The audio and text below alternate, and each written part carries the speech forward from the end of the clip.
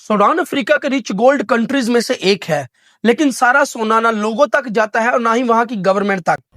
अब एक तरफ है सूडान की आर्म फोर्स एसएएफ और दूसरी तरफ है रैपिड स्पोर्ट्स फोर्स आरएसएफ। ये दोनों पहले साथ काम करते थे, लेकिन पावर के लिए एक दूसरे के खिलाफ हो गए और फाइनली 2023 में होती है शुरू सूडान की civil war. Now, 460 people, including patients, were brutally killed in the civil war. Sudan's civil war has a vicious civil war. ये सब कुछ शुरू होता है 2018 में। सूडान के लोगों ने 30 साल से रूल कर रहे डिक्टेटर उमर अल बशीर के खिलाफ प्रोटेस्ट किया। ये लोग महंगाई, करप्शन और मिलिट्री की वजह से बहुत ज्यादा तंग आ चुके थे।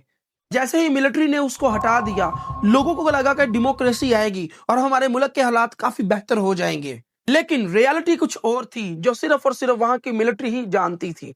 और अब एक साइड पर है जनरल अब्दुल अल फतेह बुरहान, जो सूडान आर्मी के चीफ हैं, और दूसरी साइड पर है मोहम्मद हमदान डागलो, जिसे लोग हमदाती भी कहते हैं।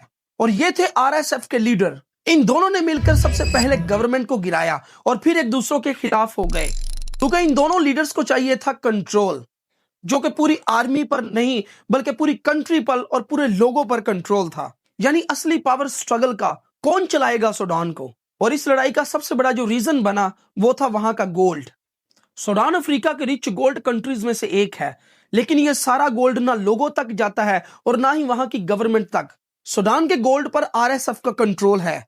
सूडान हर साल 100 टन ऑफ गोल्ड वहां से एक्सपोर्ट करता है, मोस्टली इलीगली। और इसका सबसे बड़ा हिस्सा जो सेल होता है वो होता है यूएई की मार्केट में। और यही सारा पैसा आरएसएफ अपनी आर्मी के लिए और फॉरेनर सपोर्ट के लिए यूज करता है। यानी इसी वॉर के पीछे एक बहुत बड़ा गोल्ड बिजनेस छुपा हुआ है। अब एक और सवाल जो सबसे पहले उठता है वो ये है कि ये गोल्ड और पावर किसके लिए। सूडान की वॉर में सिर्फ लोकल फोर्सेस ही नहीं बल्कि और भी दूसरी कंट्रीज के लोग इन्वॉल्व हैं। इस रिपोर्ट को जरा गौर से पढ़िएगा। यूएई आरएसएफ को सपोर्ट करता है क्योंकि उन्हें चीप गोल्ड चाहिए, और सूडान का सारा गोल्ड जो है वो आरएसएफ ही डील करता है।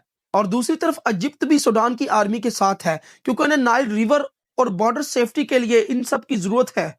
यानी सूडान वार एक प्रॉक्सी वार बन चुका है, जिसकी वजह से दूसरे लोगों को बहुत ज्यादा फायदा हो रहा है। लेकिन इन सब की कीमत अदा कौन कर रहा है? सूडान के अपने लोग। 10 लाख से भी ज्यादा लोग अपना घर छोड़कर भाग चुके हैं।